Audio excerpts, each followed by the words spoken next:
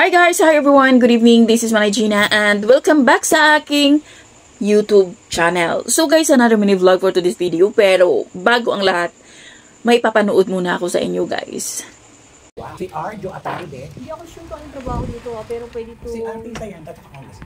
Pwede siyang dumaan sa pagsubo. Anong klaseng pagsugo ang Pera. pagdamay? Pwede masangkot pangalan niya sa usaping pera. Ingat na lang siguro yung stressful yung 2025 niya na parang didibdibin din niya. So kung anak, wala akong nakikita eh. So siguro ito sa 2025, pag dumating to, magiging tahimik lang sila. Kumbaga haharapin niya lang to, parang patutunayan niya na parang hindi siya sangkot. So sa madalit salita, itong cards na to, pwede siyang masangkot sa mga corruption na issue. So, Malalampasan niya naman. malalampasan naman niya. So magiging tahimik lang siya yung pakikipaglaban hanggang sa maging maayos. Okay, very good.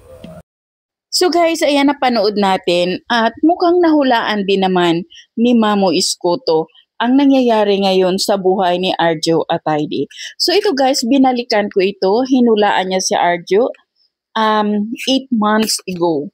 At ito nga, sinabi niya na magkaroon ng problema at masangkot sa korupsyon itong si Arjo Atayde. At di nga siya nagkamali. Nasangkot nga itong si Arjo sa flood control project. Pero sabi naman niya na ipapatunayan ni Arjo na hindi siya kabilang doon sa mga tao na or doon sa mga politician na mga korap. At sabi din naman niya na malalampasan itong lahat ni Arjo Atayde. Although sa ngayon, apektado si Min at saka si Arjo sa mga nangyayari. Pero malalampasan nilang mag-asawa.